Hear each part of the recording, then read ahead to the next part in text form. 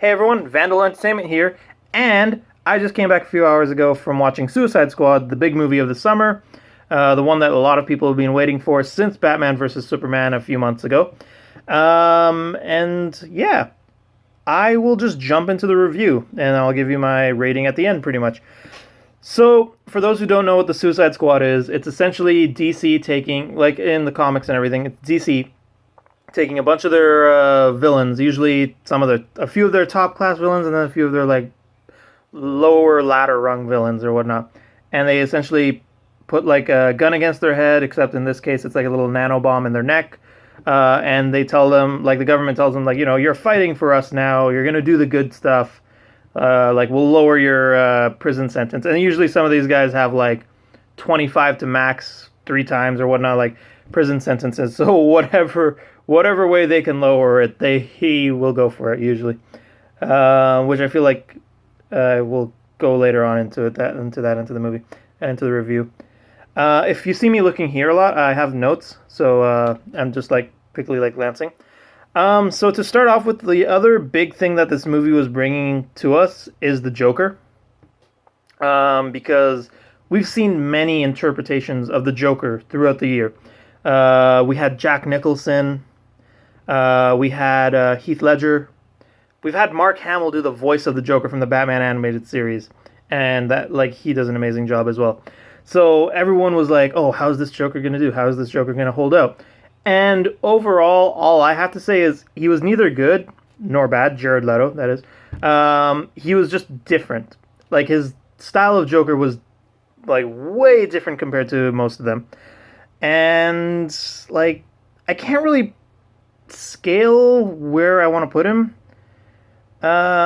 He did feel a bit too blinged out, I guess, is what I have to say about him, which I was a little put off from, because to me, I don't picture the Joker with like so much bling on his like neck or whatnot and stuff like that. So that just threw me off. But yeah.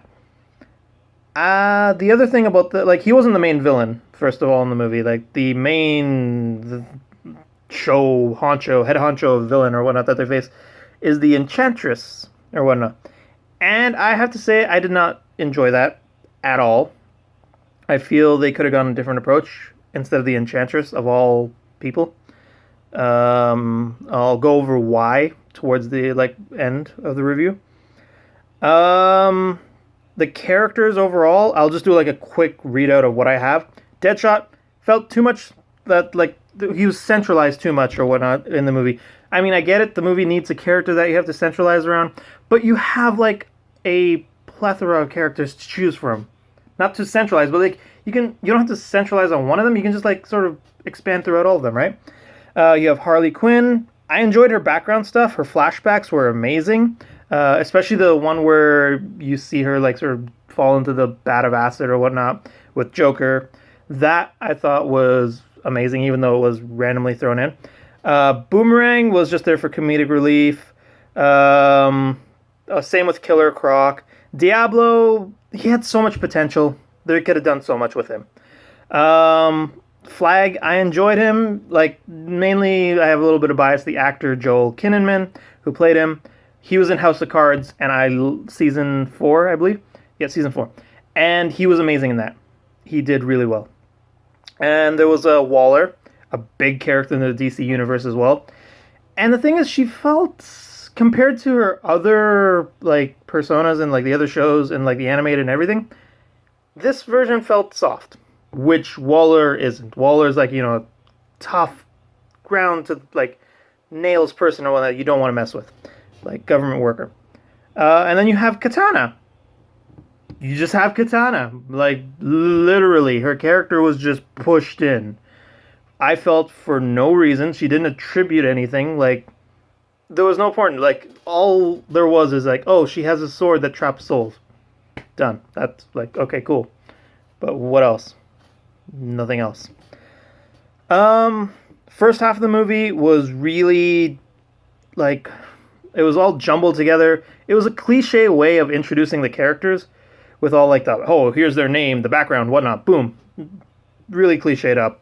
Second half just dragged out at some points. Like it was into three parts: the rescue, the fuck up, and then the initial face down against the villain. Your classic trio, right? Your classic triage right there. Um, and yeah, it didn't feel because the problem I had was Enchantress again. Like going back to this, if she would have been cool if she was part of the squad, and instead of having her as the villain, you have her brother as the villain instead of both of them being the villain. Maybe like the brother could have been the bad one and she could have been the good one. I wouldn't mind that. That would have been okay with me. But to have both of them a villain and the brother really serve no purpose, like it did not feel good. And also my other problem with her is that every scene we saw her in, like where she's doing the magic circly stuff and whatnot, she's shaking her hips all the time, just like every time we see her, just like that. I was, it just, it threw me off. It was like, for what reason did was that needed? Like, was she listening to Shakira in her head or whatnot, like to "Hips Don't Lie" and just like dancing away? It did that was not needed. That was not. But yeah, the overall feel I'd have to give to the movie is it's a rushed Avengers with bad guys. Is pretty much what I can say about it.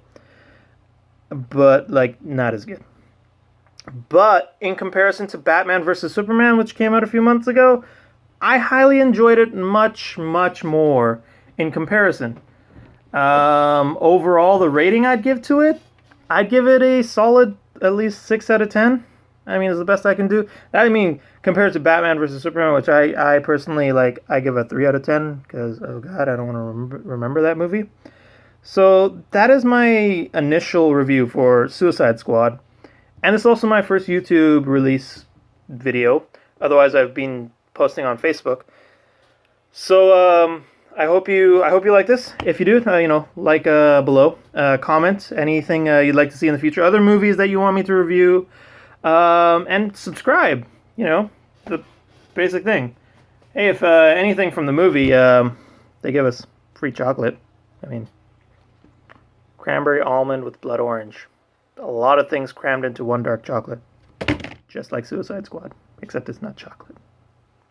Have a good day, everyone.